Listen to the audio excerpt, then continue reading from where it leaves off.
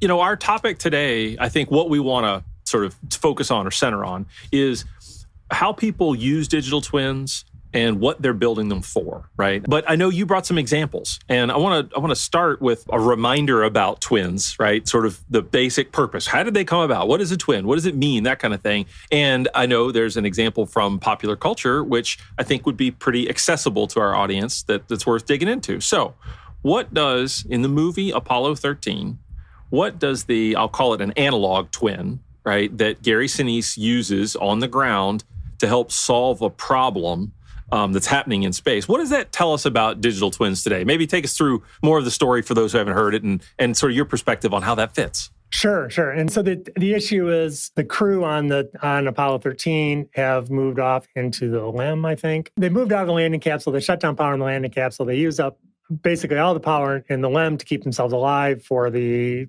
36 hours or so that they were coming back before they were going to splash land in the ocean. And the concern was when they bring power back into the capsule, would they spike too much power? Would there be a spike in amperage? In the capsule, which was up in space, it would be the Kevin Bacon character who needs to turn on switches in order to power things up. But in that 36 hours prior to that, down in Houston, Gary Sinise is in a replica of that capsule as he's turning things on. And there's a group of young engineers in their shirt and ties, back when engineers wore shirt and ties, watching how many amps are being drawn as you turn the things on. And they come up with the realization that they can pull power from the LEM, and it's a very innovative scene. It's very dramatic and all that sort of thing. But the point of the scene from a twin standpoint is that we had, in that case, the concept of a CAD-based twin or software or virtual model, that sort of. They had a true digital twin, right? That wasn't what they were dealing with, but yeah, but they had a physical twin, right? They had a physical twin. They had this physical thing that could emulate what was going on up in the capsule, and because of that, then Gary Sinise saves the day for Kevin Bacon and all the rest, because they could work all that stuff out. They could go over amperage and not have a catastrophe, and then they could come back and use that information in order to solve the real problem. And I think I'm going to just stop us there. That's sort of one of the drivers as people think about use cases. If we boil it down, what did they do? They had a low-risk environment to try things out. They had something that was a close simulation, right? And so some people listening to us talk about this could fairly criticize, yeah, fellas, that's simulation. That's what that is, right? And okay, fair. But the point was, they created a twin. On purpose, they created a twin because they weren't sure what they might need to face, and they used it for training, and they used it for all kinds of things. But then the use case, and that's why we're talking about it today, the use case was, hey, wait, we can use it for something else. We can use it to troubleshoot this scenario, to fix this emergent problem we weren't aware of. And it wasn't done digitally, but that's the aha moment. I think why you were bringing this example, right? Right, exactly. And I'll tell you. So I started teaching. I designed my class in 2012 based on a book that was written in 2011. And that book is Virtually Perfect by Dr. Michael Greaves. And I know Mike, and he used to teach in my class, and now he teaches in my friend Ali's class. And in the book, so 2011, Mike refers to this thing called information mirror model. And then there's a footnote where he says, oh, but you know what? My friend John Vickers calls it a digital twin. So here we are in 2011, no later than 2011, and you already have this phrase, digital twin.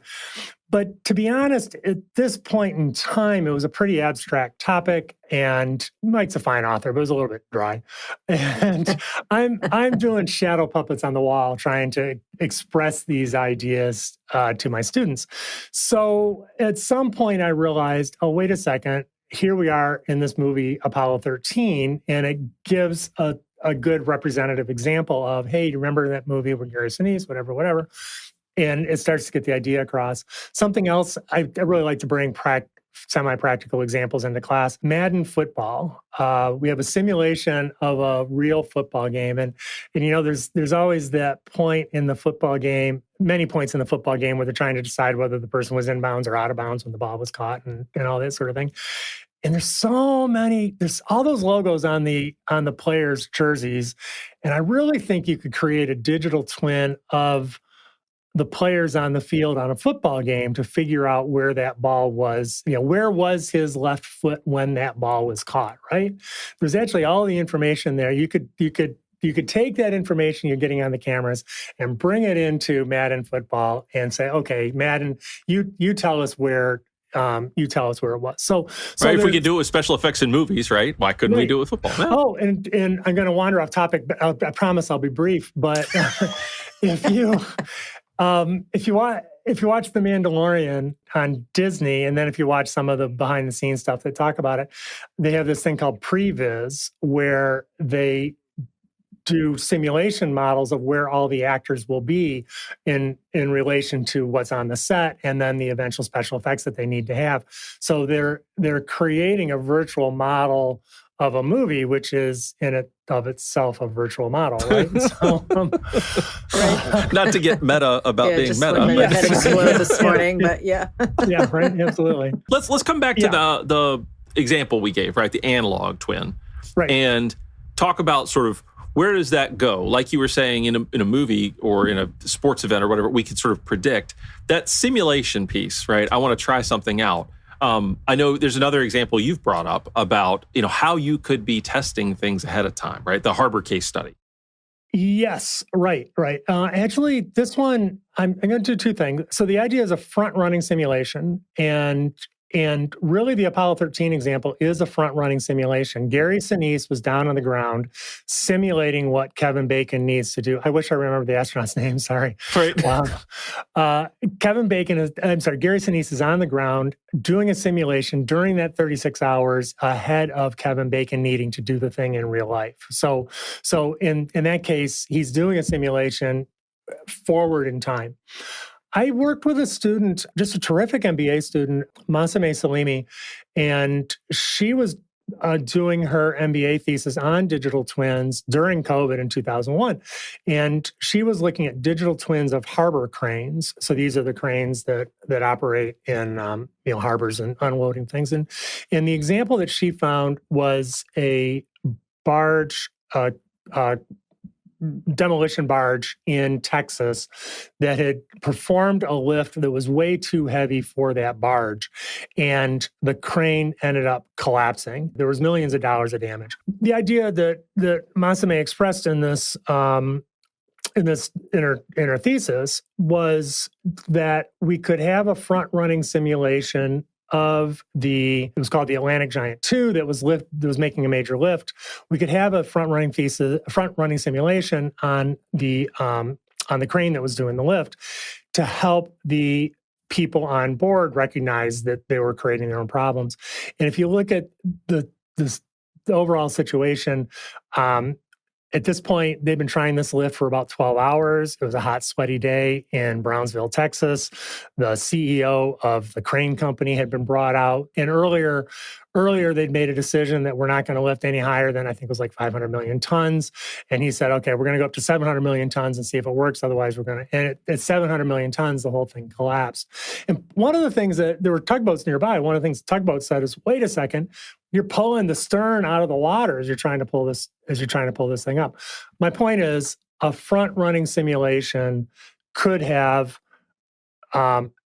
guided the people on board in terms of the lift that they were actually making. So the Apollo 13 case is, okay, let's simulate this whole thing in advance. The front-running simulation on the Atlantic Giant was, let's simulate this just a few seconds in advance so that we can recognize and we can throw up warning flags or potentially stop, at that Prevent point. disaster. Yeah. Right, exactly. So realistically, the people on board the Atlantic Giant did not realize that the stern was coming out of the water. So a front-running simulation in this case would really, it's a real-time running simulation that could provide situational awareness of the system. So that those make perfect sense, right? And those are great use cases that I think we should all have in mind. And in our organizations, how does that apply?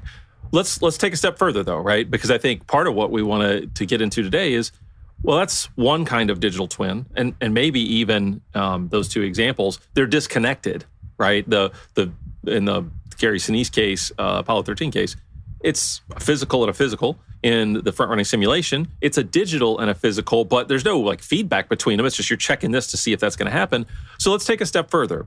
Let me flip that around, Patrick. We were just talking about the one direction of the shadow data that comes back, right?